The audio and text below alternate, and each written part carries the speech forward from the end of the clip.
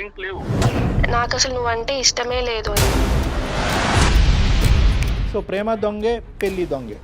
జీవితాంతం ఇలాగా బాధపడుతూనే ఉండాలి. నీ బాధను చూసి మీ తల్లిదండ్రులు కూడా బాధపడుతూనే ఉండాలి. అవి బాధ తట్టుకోలేక నాన్నకు పెరాలసిస్ వచ్చింది, బెడ్ మీద పడిపోయాడు. భార్యాభర్తల సంబంధం అది ఉందా, అది లేదా? నా నోట్లో చెప్పలేదు. లేదండి అస్సలు. ప్రతిరోజు ప్రతి సెకండ్ నాకు ఇలా గుచ్చుతున్నట్లు ఉంటుంది మేడం. వెనక్కి తిరిగి చూసుకుంటే మా అమ్మ నాన్నలతో కలిసి ఉన్నది కూడా ఏం లేదు. ఏ పెళ్లికి ముందు ఈ లిస్ట్ అడగలేకపోయావా? ఏంటంటే విడాకులు తీసుకుని నువ్వు హ్యాపీగా ఉంటే మాకు అదే చాలు అన్నట్టుగా మాట్లాడుతున్నారు వాళ్ళు. దీన్ని సినిమాటిక్గా చేయొద్దు. ఆ పంచాయతీలు అయిపోయినాయి, ఆ ఊరు పెద్దల మధ్యన మాటలు అయిపోయినాయి, కోర్టు దాన్ని క్లోజ్ చేసింది.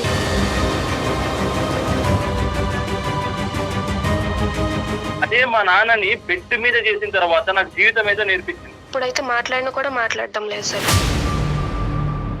నీ పాత్ర కూడా ఉంటది దీంట్లో. ఊరికే నేను పంపించింది అనుకుంటున్నావా? అసలు కనీసం నన్ను చూస్తున్నావా, పట్టించుకుంటున్నావా, దగ్గరికి వస్తే వెళ్ళిపోతున్నావు. అంటే ఇప్పుడు నీకు రిలేషన్షిప్ అంటే టచింగ్ ఉండాల్సిందే ఏంది? అదే కావాలని ఎక్కడుంది? మరీ మాట్లాడకు విజయ్, అర్థం పర్థం లేకుండా అమ్మాయి పరువు తీసే ప్రయత్నం చేయొద్దు. ముక్కు నేలకు రాసిన నెక్స్ట్ క్షణమే నేను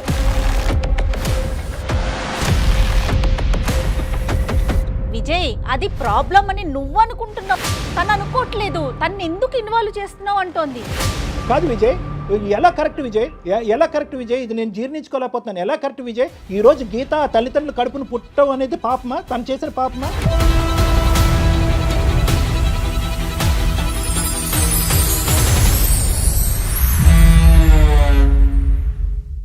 సికింద్రాబాద్లోని doctor Narayana college of hotel management లో 100% job guarantee. 966365365365. Doctor Narayana hotel management college వారు సమర్పించు అందమైన జీవితం కార్యక్రమానికి స్వాగతం.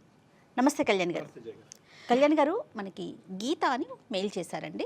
వైఫ్ అండ్ హస్బెండ్ మధ్య ఇష్యూ, ఇద్దరు రిలేషనే, ఏరి కోరి పెళ్లి చేసుకున్నారు. రీజన్స్ వింటే చాలా సిల్లీగా అనిపించినాయి అండి నాకైతే అమ్మాయి పెట్టిన మెయిల్ ప్రకారం చూస్తే. సో ఇమీడియట్గా వైఫ్ అండ్ హస్బెండ్ మధ్య ఇష్యూ కాబట్టి మీరు మాట్లాడాల్సిందే అనిపించింది.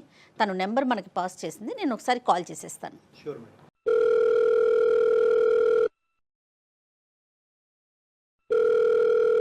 హలో హలో గీతమ్మ. అవునండి, ఎవరు? నేను జయానండి, అందమైన జీవితం ప్రోగ్రామ్ నుంచి కాల్ చేస్తా ఉన్నాను. నమస్తే అమ్మా. నమస్తే అండి. సో నాతో పాటు డాక్టర్ కళ్యాణ్ గారు ఉన్నారు, మీరు మాట్లాడటానికి వీలుగా ఉన్నారా? ఓకే మ్యామ్, మాట్లాడతాను. ఒక్కసారి మాట్లాడండి. డాక్టర్ గారు ఉన్నారు, మీ సమస్య ఏంటో క్లియర్గా చెప్పండి అమ్మా. నమస్తే. నమస్తే గీత. నమస్తే డాక్టర్ గారు. చెప్పమ్మా, చెప్ప. సార్, నాకు పెళ్ళై 1.5 years అవుతుంది. నేను మా మేనమామ కొడుకు మా బావ విజయ్ని పెళ్లి చేసుకున్నాను సార్. నేను బావ చిన్నగా ఉన్నప్పుడే మా మామయ్యకి అండ్ మా అమ్మ వాళ్ళకి ఒక ప్రాపర్టీ విషయంలో చాలా గొడవలే అయ్యాయి సార్. సార్, అంటే అది అమ్మ వాళ్ళు మామయ్యను అండ్ మామయ్య వాళ్ళ అమ్మను చాలా మాటలు అనుకున్నారు. ఈ ప్రాపర్టీ విషయంలో పెద్ద మనుషులు కూడా మాట్లాడారు, కానీ అది మాత్రం తేలలేదు అప్పుడు. అండ్ వీళ్ళ ప్రాపర్టీ విషయం కోసం పోలీసులు, స్టేషన్లు, కాంప్రమైజ్లు అని చాలానే జరిగాయి సార్ ఈ మధ్యలో. అప్పటి నుండి ఇంకా గొడవలు ఎక్కువ అవడం, కోర్టుల వరకు వెళ్ళడం, ఇలా అంతా జరిగింది సార్. ఆఖరికి ఆ ప్రాపర్టీ కూడా మా అమ్మ వాళ్ళకే వచ్చింది. ఆ ప్రాపర్టీ కూడా మా అమ్మ నాన్నలు మా బావకి కట్నం కింద రాసి ఇచ్చేశారు మా పెళ్ళయిన తర్వాత. 15 సంవత్సరాల నుండి అమ్మ వాళ్ళకి మావయ్య వాళ్ళకి మధ్యలో మాటలు అవి ఏమీ లేవు సార్. పెళ్లి చేసుకున్న తర్వాత నుండి 1.5 year నుండి చూస్తున్నా, బట్ కలవట్లేదు, మాట్లాడడం లేదు. ఏదో ఒక బొమ్మని చూసినట్టు, ఏదో ఒక వస్తువుని చూసినట్టు చూస్తున్నారు తప్ప అసలు పట్టించుకోవడం కూడా లేదు. కానీ విజయే వెంటబడి నిన్ను చేసుకున్నాడమ్మా. అవునండి, మనం కలిస్తే వాళ్ళ గొడవలన్నీ పోతాయి, కుటుంబం అంతా ఒకటవుతుంది అని ఒప్పించి మరీ పెళ్లి చేసుకున్నారు. అదే వాళ్ళ సైడే వాళ్ళే ముందుకొచ్చారు. తనే ముందుకొచ్చాడు. ఇప్పుడు ఏంటంటే మా పెళ్లి అయితే వాళ్ళు కలుస్తారు అన్న ఉద్దేశంతో పెళ్లి చేసుకున్నాము. మరి పెళ్లి తర్వాత కలిసారమ్మా? కలిసారండి. కాదమ్మా గీత, ఇది ఒక చిన్న డెలికేట్ ఇష్యూ కదా. 2 కుటుంబాలు కలుస్తాయని చెప్పి అప్పటి వరకు మాట్లాడుకొని మీరిద్దరూ ఏ విధంగా ఇష్టపడ్డారు? అంటే నీకంటూ ఒక ఒపీనియన్ ఉంటుంది కదా, అంటే చాలా గొడవలు వేస్తాయి, పోలీస్ స్టేషన్లు, కోర్టుల వరకు, అవమానాల వరకు వెళ్ళుంటాయి కదా. మరి అవన్నీ పక్కన పెట్టేసి ఈ రాత్రికి రాత్రి మర్చిపోయి పెళ్లిపేటల మీద కూర్చుని పెళ్లి చేసుకునేంత ఈజీయా అది? నాకు మా బావ విజయ్ అంటే నాకు చాలా ఇష్టం సార్. నేను పెళ్లి చేసుకుంటే బావని చేసుకుంటా అనుకునేదాన్ని. అలాగే విడిపోయిన మా ఫ్యామిలీలు 2 కూడా కలుస్తాయి. 15 ఇయర్స్‌గా గొడవ పడుతున్నారు కదా! మా పెళ్లితో అయినా కలుస్తారు అన్న ఉద్దేశంతో మేము ఇలా పెళ్లి చేసుకున్నాం సార్. తర్వాత ప్రయాణం ఎలా జరిగిందన్న? పెళ్ళయిన తర్వాతే తెలిసింది తనేంటంటే మా వాళ్ళ మీద రివెంజ్ కోసమే పెళ్లి చేసుకున్నారు అన్నట్టుగా తెలిసింది. అదే ఏంటి ఇలా ఏంటి అని అడిగితే, అవును నేను రివెంజ్ కోసమే చేసుకున్నాను. నువ్వంటే అసలు ఇష్టమే లేదు అన్నట్టుగా మాట్లాడుతున్నారు ఇప్పుడు. ఏ స్థాయి వరకు గొడవలు అయినాయి, దానివల్ల ఎంత అవమానం విజయ్కి జరిగింది, విజయ్కి కానీ తన కుటుంబానికి, దానివల్ల ఇప్పుడు ప్రతీకారం అనే మాట వస్తుంది.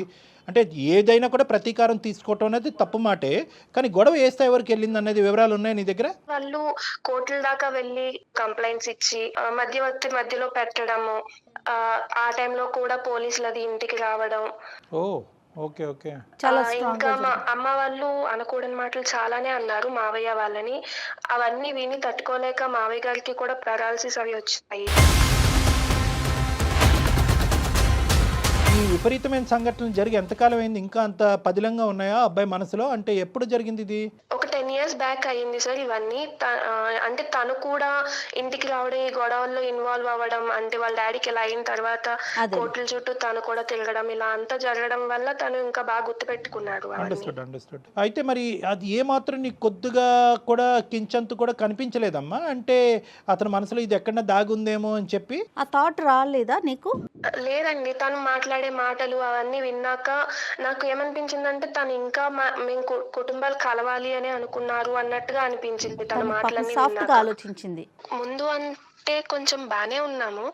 ఏంటంటే ఒక 1 month 2 months ఏంటంటే కొంచెం బానే మాట్లాడేవాళ్ళు. అంటే పెళ్ళయిన తర్వాత కొంచెం చుట్టాలు అది ఉంటారు కాబట్టి కొంచెం బానే మాట్లాడారు. బట్ ఏంటంటే తర్వాత ఆయన మొత్తం చేంజ్ అయిపోయారు. అసలు ఎందుకు ఇలా చేస్తున్నారు, అసలు ఏమైంది, అసలు ఏం చెప్పకుండా కొంచెం మారుకుంటూ వచ్చారు. గట్టిగా అడిగేసరికి ఇప్పుడు చెప్తున్నారు ఏంటంటే, నేను మీ అమ్మ వాళ్ళ మీద రివెంజ్ కోసమే నేను పెళ్లి చేసుకున్నాను తప్ప నాకు అసలు నువ్వంటే ఇష్టమే లేదు అని చెప్పి. మీ ఇద్దరి మధ్యన ఎలా ఉందమ్మా రిలేషన్షిప్? ఎలా ఉంది? అంటే ఫిజికల్ భార్యాభర్తల సంబంధం అది ఉందా, అది లేదా? లేదండి, అసలు నన్ను ముట్టుకోవడం లేదు ఆయన. కనిపిస్తే చాలు పక్కకి వెళ్ళిపోతున్నారు. పెళ్ళైనప్పటి నుంచి ఇప్పటి వరకు అసలు మీ ఇద్దరి మధ్యన ఆ ఫిజికల్ ఆస్పెక్ట్ లేదా? లేదండి, అసలు. దగ్గరికి వెళ్ళినా కూడా నన్ను ముట్టుకోకు, నా దగ్గర నుండి వెళ్ళిపో అని అసహించుకుంటున్నాడు. నాతో కనీసం ఇప్పుడైతే మాట్లాడినా కూడా మాట్లాడడం లేదు సార్. పగ తీర్చుకోవటానికి ఇదంతా ఆడుతున్నటువంటి ఇది అన్నది నీకు ఎప్పుడు అర్థమైంది? నువ్వు బాగా టెన్షన్లో ఉన్నావు. అంటే ఎలా తెలిసింది అంటే ఒక్కొక్క రోజు ఒక్కొక్కలా బిహేవ్ చేస్తున్నారు. నాకు ఫస్ట్ లో అర్థం కాలేదు. Unpredictable behaviour.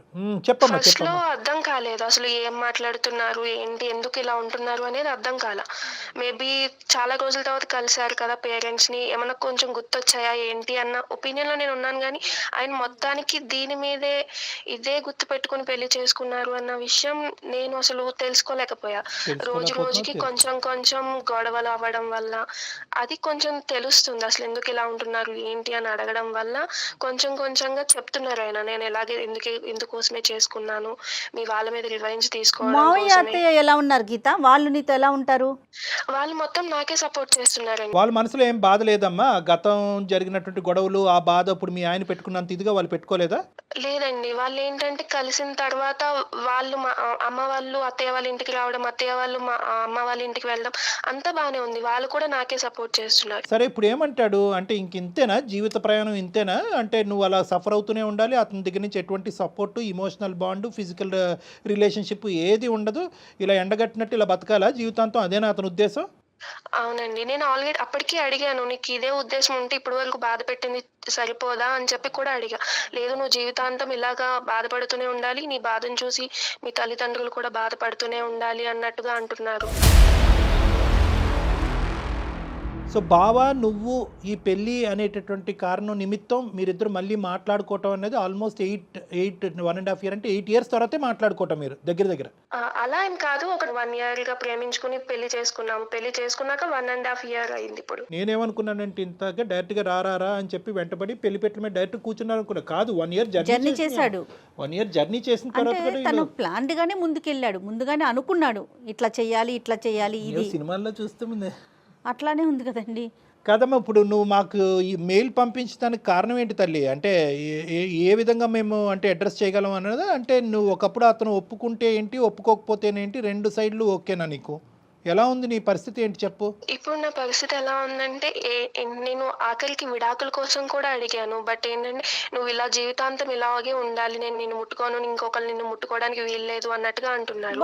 ఎంత క్రూయల్ గా ఆలోచిస్తున్నారో నిజంగా.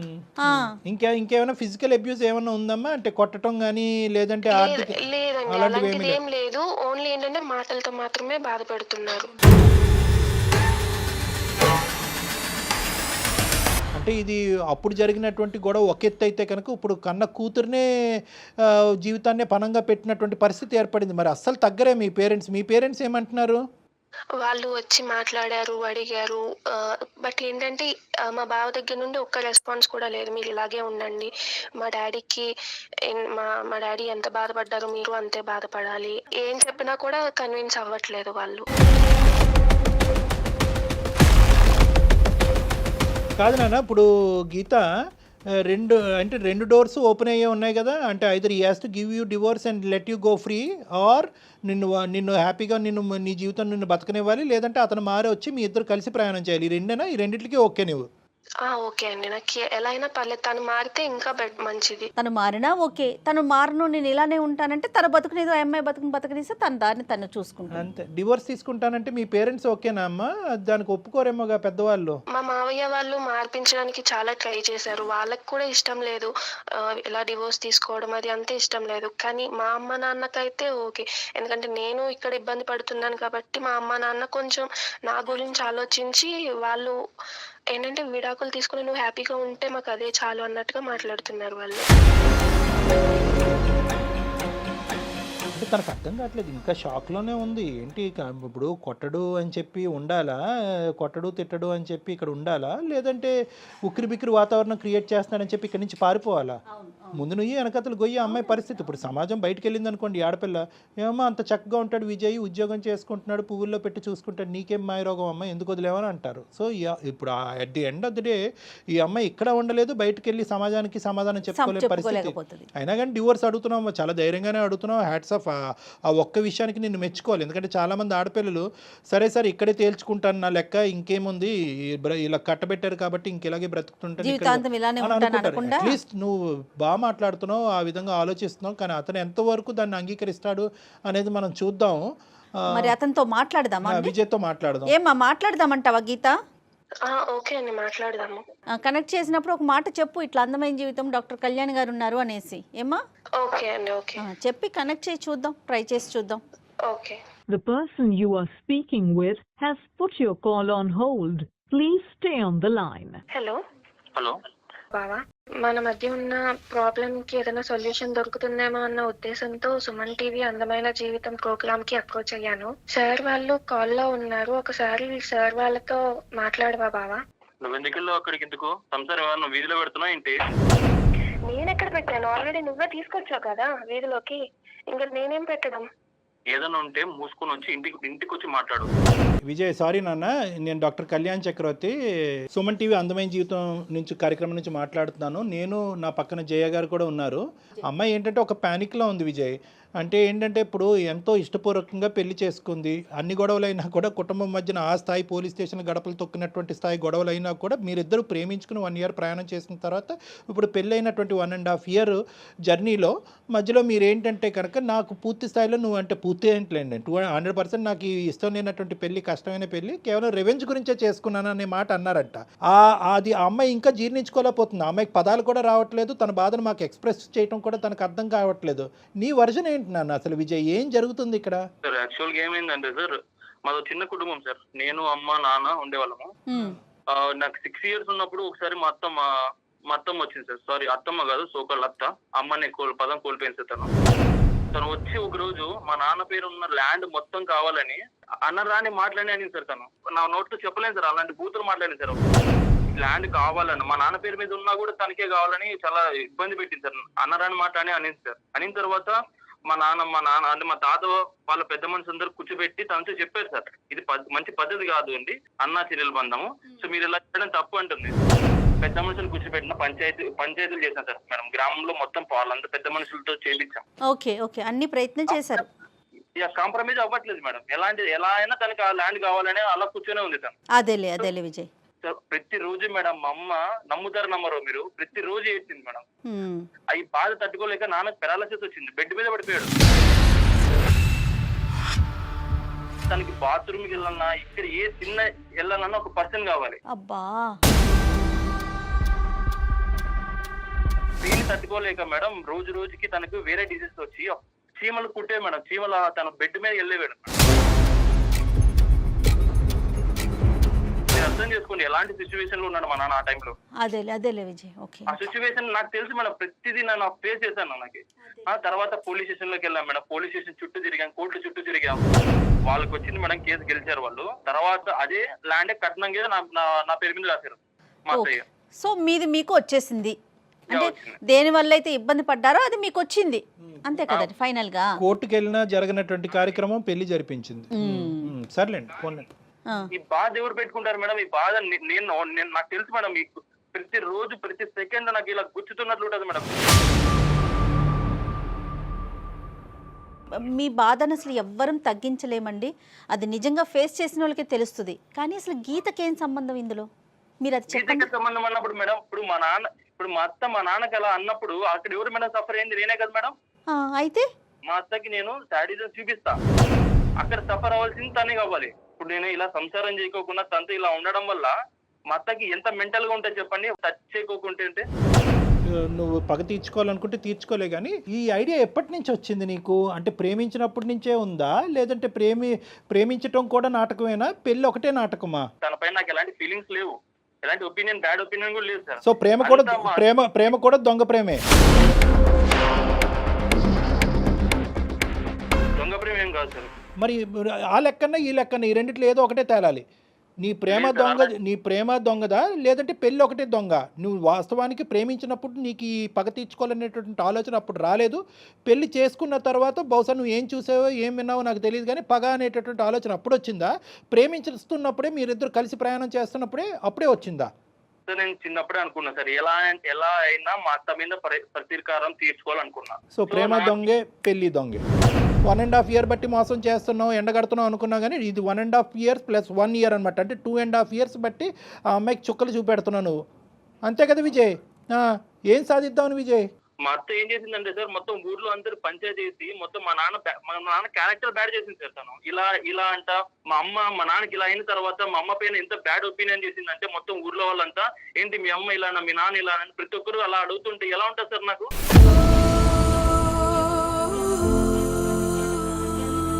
మా అత్త ఎలాగైనా మా నాన్నకు, మా అమ్మకు, నాకు క్షమాపణ చెప్పాలి. క్షమాపణ ఇన్ ద సెన్స్, తను మా ఇంటికి వచ్చి మా రిలేటివ్స్ అందరి ముందర నా కాలు, మా అమ్మ మా నాన్న కాలు పట్టుకొని ముక్కుకు నేలకు రాసిన తర్వాత నెక్స్ట్ సెకండ్ డే సంసారం చేస్తాం. ఇంకేమైనా ఉన్నాయి లిస్ట్ లో? ఉన్నాయి సార్, చాలా ఉన్నాయి సార్. ఏ పెళ్లికి ముందు ఈ లిస్ట్ అడగలేకపోయావా? ఇక్కడ రెండు ఆస్పెక్ట్స్ మనం చూసుకుందాం అన్న విజయ్. ఒక్క 2 నిమిషాలు నా వయసుకు కానీ నా అనుభవానికి కానీ గౌరవిస్తూ ఒక 2 నిమిషాలు విను. ఇక్కడ 2 ఇష్యూస్ ఉన్నాయి. ఒకటి, మీ జీవితంలో మీ తల్లిదండ్రులకి జరిగినటువంటి అన్యాయం, మీ తల్లిగారికి జరిగినటువంటి అవమానం అవనివ్వండి, లేదంటే నాన్నగారు మంచాన పట్టడం అనివ్వండి, జీవితాంతం అమ్మ నాన్నగారికి సేవ చేయటం, చిన్నప్పటి నుంచి నీకంటూ ఒక సంతోషం పోయింది, ఈ కోర్టు కేసు వల్ల ఒక సంతోషం పోయింది, ఒక పిల్లవాడుగా నువ్వు అనుభవించవలసినటువంటి ఆనందాలు అన్నీ పోగొట్టుకున్నావు. దీనికి మాకు పూర్తి స్థాయి సానుభూతి ఉంది నన్ను, అందులో డౌటే లేదు. ఎందుకంటే కనుక ఇప్పుడు ఆ రోజులు నాకు తెలుసు. ఇప్పుడు ముక్కు నెలకు రాస్తుందో తల చెట్టుకు రాస్తుందో అదంతా నాకు తెలియదు, కానీ నువ్వు పోగొట్టుకున్నటువంటి రోజులు మీ అత్త జీవితంలో తీసుకురాలేదు. అదేవిధంగా ఇక్కడ నువ్వు గుర్తుపెట్టుకోవాల్సింది ఏంటంటే, గీత ఇప్పటికీ కూడా తను కూడా అప్పుడు చిన్నపిల్లే, బహుశా నీకంటే ఇంకా చాలా చిన్నపిల్ల. ఆ అమ్మాయి కూడా అనుభవాలు చూసింది. మీ అత్త ఒక 2 మాటలు అంటే కనుక మీ నాన్న ఒక 3 మాటలు అని ఉంటారు. ఆ గొడవలు రోడ్డుని ఎక్కినాయి, పంచాయతీలు జరిగినాయి, ఆవిడ ప్రాపర్టీకి ఆస్తిపడింది. సరే, ప్రాపర్టీకి ఆవిడ ఎందుకు ఆస్తిపడింది, దాని పూర్వపరాలు ఏంటనేది ఈరోజు ప్రస్తావన కాదు.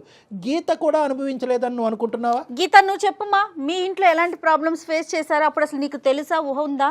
ఏంటంటే ఆ గొడవల వల్ల నేనైతే నా పేరెంట్స్ కి కూడా దూరంగా వెళ్లి హాస్టల్లో ఉండాల్సి వచ్చింది. కనీసం ఇంట్లో ఉండి వాళ్ళ అమ్మ నాన్న దగ్గర ఉండి కనీసం వాళ్ళ ప్రేమనన్నా పొందారు. బట్ నాకైతే వెనక్కి తిరిగి చూసుకుంటే మా అమ్మ నాన్నలతో కలిసి ఉన్నది కూడా ఏం లేదు. ఇప్పుడు పెళ్లి చేసుకుని వచ్చి ఒక ఇంట్లో ఉన్నాననే గానీ ఇప్పుడు కూడా నన్ను పట్టించుకోవట్లేదు. ఇప్పుడు నేను ఎక్కడికి వెళ్ళి ఉండాలి, అసలు ఏం చేయాలి, ఎవరి దగ్గరికి వెళ్తే నా ప్రాబ్లం సాల్వ్ అవుతుంది, అసలు ఏం తెలియకుండా ఉన్నాను మ్యామ్. అందుకే నేను కూడా మీ దగ్గరికి అప్రోచ్ అయ్యాను. ఇప్పుడు విజయ్, నీకు ఇక్కడ ఒక పాయింట్ కనెక్ట్ అవుతుందా? అంటే నేను ఇక్కడ అంటే నీ ఇమోషన్ నీకు ఉన్నాయి, ఇంట్లో జరిగినటువంటి పరిస్థితులకి చాలా భయంకరమైనటువంటి పరిస్థితులు. నిజంగా మీ నాన్నగారిని నేను కళ్ళతో చూడలేదు కానీ ఊహించుకుంటూనే, నువ్వు డిస్క్రైబ్ చేసినటువంటి అంశాలను ఊహించుకుంటూనే నా మనసు చాలా బాధ అనిపించింది. తరుక్కుపోతుందన్న. చాలా బాధ. ఏంటంటే దట్స్ ఆన్ హ్యూమానిటేరియన్ గ్రౌండ్స్ చాలా బాధ. అంటే మానసికంగా ఒక మనిషి మీద పడేటటువంటి ఒత్తిడి, సొంత కుటుంబ సభ్యుల దగ్గర నుంచి పడేటటువంటి ఒత్తిడి ఎప్పుడైతే పరువు రోడ్డును బజారున పడతాదో అప్పటి వరకు పరువు కలిగినటువంటి కుటుంబం ఒక పెద్ద మనిషి మానసికంగా ఏ స్థాయిలో దెబ్బతింటే కనుక అతని నరాలు బలహీనపడి పారాలసిస్ వస్తుంది అనేది నేను అర్థం చేసుకోగలను ఒక మానసిక వైద్య నిపుణుడు.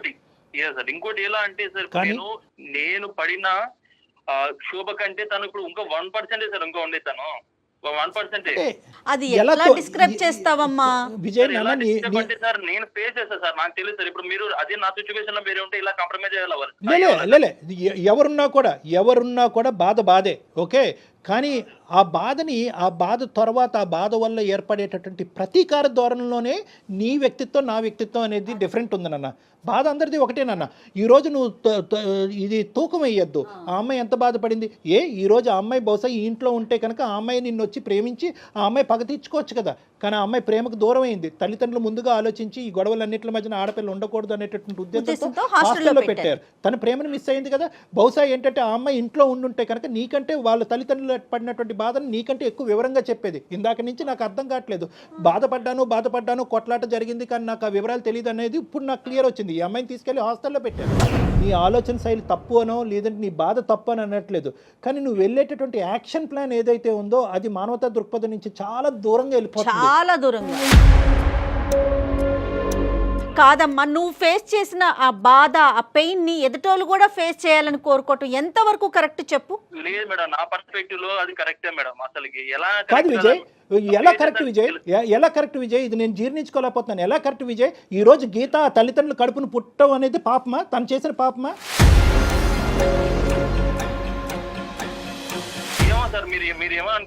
అలా కాదు నాన్న, ఇది వాళ్ళ తల్లి ఒక న్యాయబద్ధమైనటువంటి పోరాటం చేయటం వల్లే కదా కోర్టు ఆస్తి తీసుకెళ్లి మీ అత్తగారికి ఇచ్చింది. అయితే కనుక ఆ అత్తగారు ఈ ఆస్తి నాదే అని చెప్పి చంకన పెట్టుకోలే కదా. మీరిద్దరు ప్రేమించుకున్నారు కాబట్టి మీ చావు మీరు చావండి అని అనలే కదా. అదే కట్నంగా నీకు ఇచ్చిందిగా. సార్ ఇప్పుడు ఇచ్చింది సార్. కాదు సార్, ఇప్పుడు అదంతా ఆ ప్రాబ్లమ్స్ అన్ని ఫేస్ చేసిన తర్వాత కూతుర్ని ఇచ్చేసి ఆ ప్రాబ్లమ్స్ మర్చిపోండి ఎలా మర్చిపోతాం సార్? నువ్వు మర్చిపోగలవా లేదా అనేటటువంటి కాన్సెప్ట్ కాదు నేను అనట్లేదు.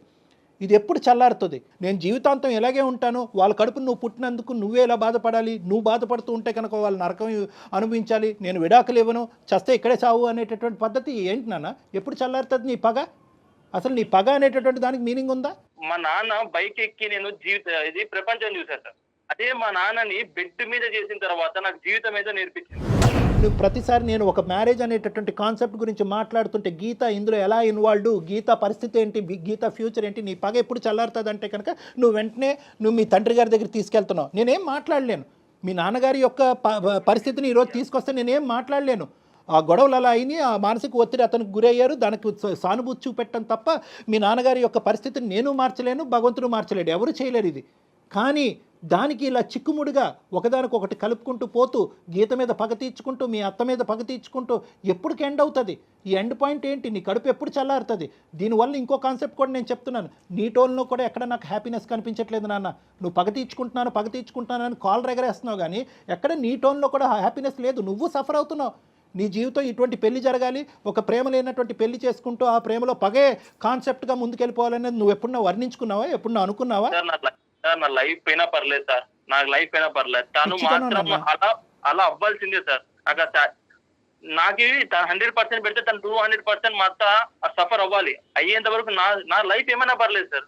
నాకు వేరే నువ్వు మా అమ్మని సఫర్ అయ్యేలాగా చెయ్యి, నేనేం కాదన్ను. బట్ మధ్యలో నన్ను ఎందుకు లాగుతున్నావు? అసలు నాకు అసలు తెలియని విషయాల్లోకి నన్ను లాగి నన్ను ఇన్వాల్వ్ చేసి చెప్పు అసలు నన్ను ఎందుకు లాగుతున్నావు మధ్యలోకి? నేను ఏం చేశానని చెప్పు. నీ పాత్ర కూడా ఉంటది దీంట్లో. ఊరికే నిన్ను ఊరికే పంపించదు, ఏదో చేసే ఉంటది. ఊరికే నేను పంపించింది అనుకుంటున్నావా? నాన్న టార్చర్ చేసేటటువంటిది అయితే కనుక సంవత్సరంన్నర పాటు ఎండగట్టి జీవితాన్ని రోడ్డుకి ఇడిసినప్పుడు తన కొన్న కూతుర్ని ఒకే ఒక కూతురు జీవితాన్ని ఇలా చేసినప్పుడు ఈ పాటికి ఇప్పుడు వరకు చేతులకి ఇలా కట్టుకుని కూర్చుంటది అనుకున్నావా? మీ అత్త ఒకదానికి నువ్వే క్రియేట్ చేసుకుంటున్నావు, అల్లుకుంటున్నావు. ఈఎంఐ పాత్ర ఉందంటావేందయ్యా బాబు? అసలు నీకేమైనా కాన్సెప్ట్ ఉందా? నీకేమైనా అర్థం అవుతుంది? ఈఎంఐ పాత్ర ఏంటి? పుట్టెరిగి ఈఎంఐ హాస్టల్లో కూర్చుంది, ఇప్పుడు ఈఎంఐ పగ తీర్చుకుంటుందని అనుకుంటున్నావా? ఏమన్నా వాళ్ళు డైలీ మాట్లాడతారు సార్. డైలీ వాళ్ళ అమ్మ ఫోన్ చేస్తుంది, ఫోన్ చేసి ఏదో చెప్తుంటది. ఎక్కడ సావాలి కూతురు? ఎక్కడ సావాలి? తన కడుపు ఇప్పి మాట్లాడుకుని తన కష్టాన్ని చెప్పుకోవటం కూడా పాపమేనా? నువ్వు మాట్లాడవు. వాళ్ళ అమ్మ క్యారెక్టర్ మామూలు కాదు సార్. ఎలా అయినా మమ్మల్ని ఇబ్బంది పెట్టడానికే చూస్తారు వాళ్ళు. సో వాళ్ళు తను అలా చేసే ఉంటది సార్, పక్కా చేసే ఉంటది, చేస్తుంది కూడా. కానీ ఇప్పుడు ఇబ్బంది పెట్టేది మిమ్మల్ని కాదు కదా, మీరే నన్ను ఇబ్బంది పెడుతున్నారు కదా. అదే మా అమ్మ ఏదో చేసేది అయితే కనుక నేను కదా నిన్ను బాధపెట్టాలి. అంతే కదా, కరెక్ట్ కాదు కాదమ్మా. పెళ్లి చేసుకొని మనం ఇద్దరు పెళ్లి చేసుకున్నాం కదా, ప్రాబ్లమ్స్ కూడా షేర్ చేసుకో. అసలు కనీసం నన్ను చూస్తున్నావా, పట్టించుకుంటున్నావా? దగ్గరికి వస్తే వెళ్ళిపోతున్నావు పక్కకి. నాకు అవసరం లేదు. అంటే ఇప్పుడు నీకు రిలేషన్షిప్ అంటే టచింగ్ ఉండాల్సిందే ఏంది?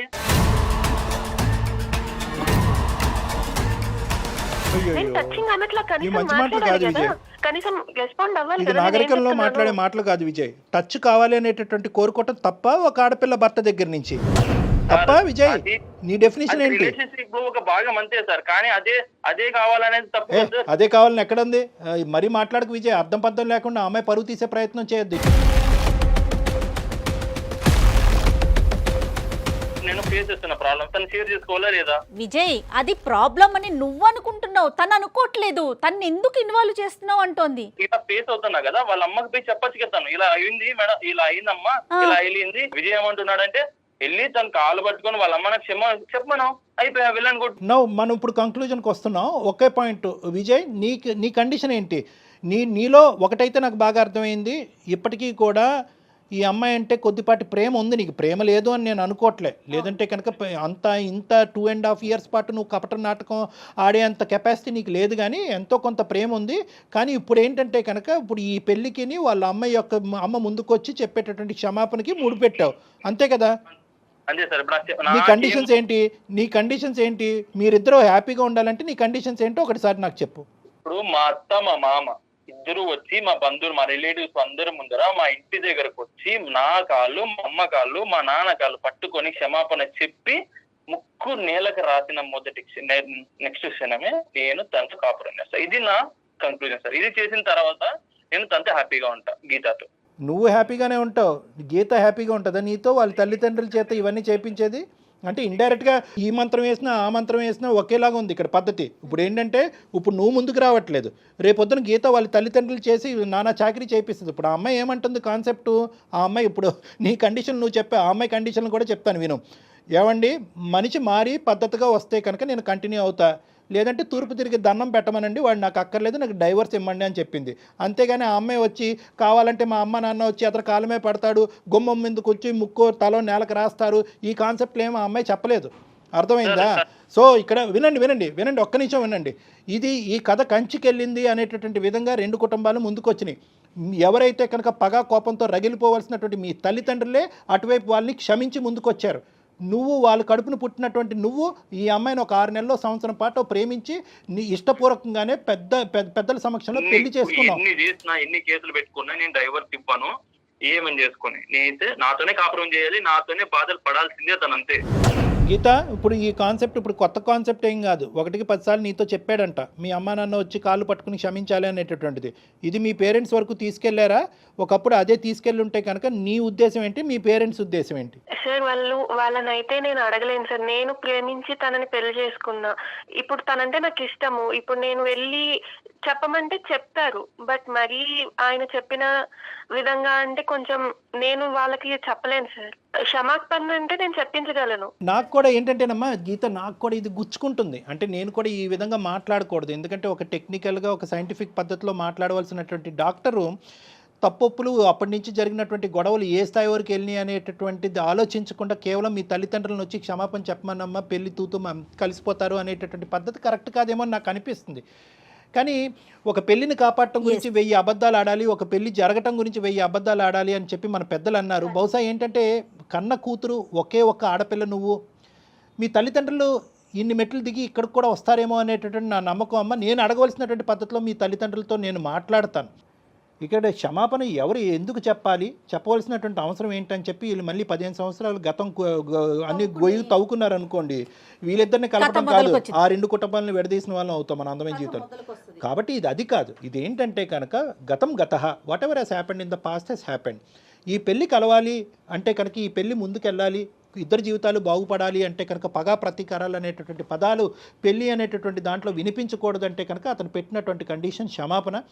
అందులో చెప్పడానికి వాళ్ళు వెనకాడరు, ఎందుకంటే కూతురు జీవితం కాపాడటం గురించి ఒక క్షమాపణ అనేటటువంటిది అడగటానికి, మనస్ఫూర్తి అయిన క్షమాపణ అడగటానికి వాళ్ళు వెనకాడరు అనేటటువంటి ఆలోచన. ఒప్పుకున్నప్పుడే వాళ్ళు రెడీ అండి. పెళ్లికి ఒప్పుకోవటం కాదు మేడం, 15 సంవత్సరాల పాటు ఒక ప్లాట్ ఒక ల్యాండ్ గురించి ఫైట్ చేసింది ఆ అమ్మాయి, ఇలా ఇచ్చేసింది వెంటనే. ఎందుకు కూతురు జీవితం, అరే నేను ఎందుకు ఫైట్ చేశాను నాకు అర్థం కాలేదు, కోర్టు నాకు ఎందుకు ఇచ్చింది నాకు అర్థం కాలేదు, నా కూతురు కంటే మించింది ఒక ఆస్తి ఏమీ లేదని చెప్పి ఆస్తి వెనక్కి ఇచ్చేసి, అది విజయ్ అర్థం చేసుకోవాలి. ప్రైమరీ పాయింట్ లేదు, నాకు ఆస్తి కావాలి ప్లస్ క్షమాపణ కావాలి, కూతురు కావాలి, అయినా కానీ నేను పగ తీర్చుకుంటానంటే ఆయన చచ్చినట్టు నా దగ్గరే పడి ఉండాలి, నేను వదలను అంటున్నావు నువ్వు. అసలు ఏం ఒకటే విజయ్ సరే నేను కూడా ఇన్ని మెట్లు దిగి అదే లేదమ్మా వాళ్ళు ఎందుకు క్షమాపణ చెప్తారు, గతం గొడవలే అని నేను ఇప్పుడు అంటే కనుక ఈ క్షణాన్ని మీరు ఇద్దరు విడిపోతారు లేదా ఇదే ఊబిలో ఆ అమ్మాయి జీవితాంతం ఇలాగే ఉండాలి, నువ్వే పగా ప్రతీకారం అంటుకుంటూ నువ్వేమొచ్చి మరి నీ ఉడుకు రక్తం ఏ రక్తం నాకు తెలియదు కానీ ఇలాగే కంటిన్యూ అవుతావు, నీ జీవితం నాశనం, ఆ అమ్మాయి జీవితం నాశనం, అందమైన జీవితం మీ ఇద్దరికి ఏం చేయనట్టు అయిపోతుంది.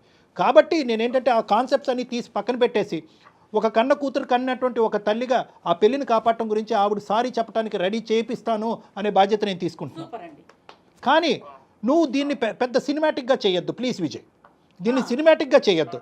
ఆ పంచాయతీలు అయిపోయినాయి, ఆ ఊరు పెద్దల మధ్యన మాటలు అయిపోయినాయి, కోర్టు దాన్ని క్లోజ్ చేసింది, ఆస్తి ఒకరికి చెందాలనుకుంది, ఆస్తి నాకు వద్దు నా కూతురికి మించింది కాదని చెప్పి అదే ఆస్తి మీ చంకని చేరింది ఈరోజు.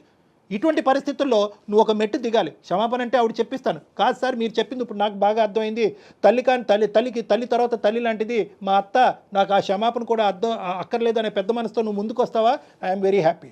కాదు క్షమాపణే నన్ను చల్లారుస్తుంది అనుకుంటే కనుక ఆ క్షమాపణ వాళ్ళ చేతి చెప్పించడానికి నేను రెడీగా ఉన్నాను. సార్ ఇప్పుడు మీరు ఇంత టైం తీసుకొని మా రిలేషన్షిప్ లో ఇంత మంచిగా చెప్పారు సార్. నాకు రియల్ గా చెప్తున్నా, ఏదో మీరు చాలా అంటే మా నాన్నే నాకు ఇలా చెప్తున్నారు అంటే మా ఫ్యామిలీ మెంబర్ గా మీరు ఇలా చెప్తున్నారు సార్. రియల్ గా ఓకే సార్, మీరు చెప్పిన దానికి నేను కాంప్రమైజ్ అవుతాను. కాంప్రమైజ్ విత్ క్షమాపణ వితౌట్ క్షమాపణ మీరు చెప్పిందని నాకు అర్థమవుతుంది సార్, ఎక్కడో తప్పు నాది కూడా ఉంది సార్. ఎందుకంటే గీత నేను ఇంత బాధ పెట్టాను, బట్ ఓకే నేను తన్ని చాలా చాలా ప్రేమగా చూసుకుందాం అనుకుంటున్నాను సార్. కానీ అర్థమైందమ్మా, అది అర్థం కాబట్టే మాకు కూడా విజయ్ సింపుల్ తెలుసా, సింపుల్ లాజిక్. అసలు అందమైన జీవితం డాక్టర్ కళ్యాణ్ చక్రవర్తి జయ కూడా ఇక్కడ అక్కర్లేదు, ఏమీ లేదు. నీ మనసు ఇలా రగిలిపోతుంది అనేటటువంటిది ఓపెన్ హార్టెడ్గా నువ్వు ఎవరితో డిస్కస్ చేయకపోవటం అనేది ప్రధానమైన సమస్య. ఎవరు కూడా నీ లోపల రగిలిపోతున్నటువంటి అంశం, ఒరే ఒక అనవసరమైనటువంటి అంశం, ఒక గతానికి సంబంధించినటువంటి అంశం, అది వదిలేసారా, పగలు ప్రతీకారాలన్నీ తీసి పక్కన పెట్టి కలిసి ప్రయాణం చేయటం, జీవితాన్ని అందరూ సుఖమయం చేసుకుందాం, కలిసి ఉంటే కలదు సుఖం అనే ఒక్క పదం ఎవరైనా కానీ నాలాంటి పెద్ద మనిషి ఎవరైనా నీ మనసులో పెట్టుంటే కనుక ఈ 1.5 year కూడా వేస్ట్ అయ్యి ఉండదు. నిజంగా నీ భార్య దేవత నాన్న.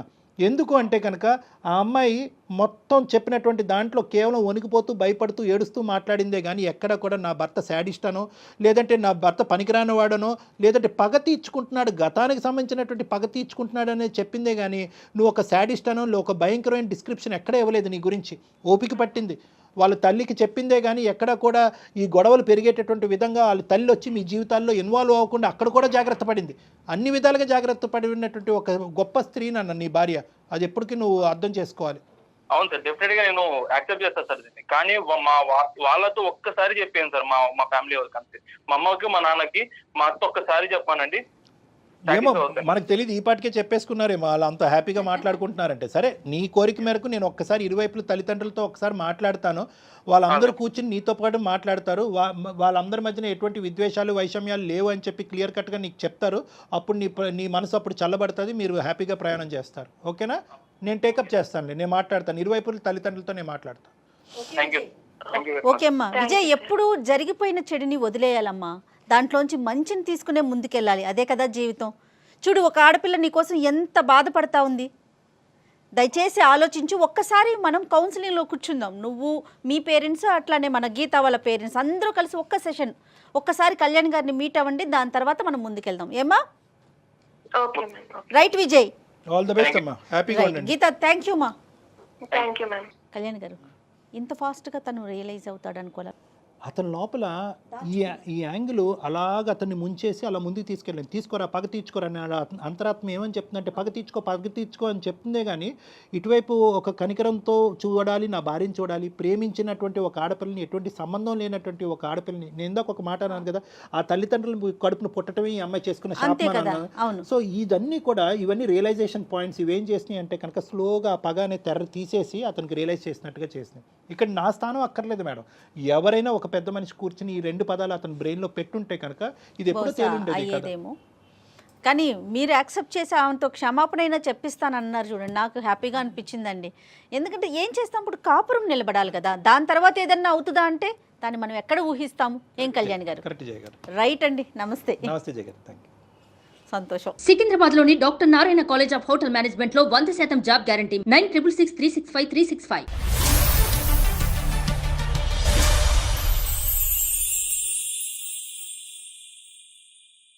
సుమన్ టీవీలో మీ పర్సనల్ అండ్ బిజినెస్ ప్రమోషన్స్ కోసం కింది నెంబర్కి కాంటాక్ట్ చేయండి.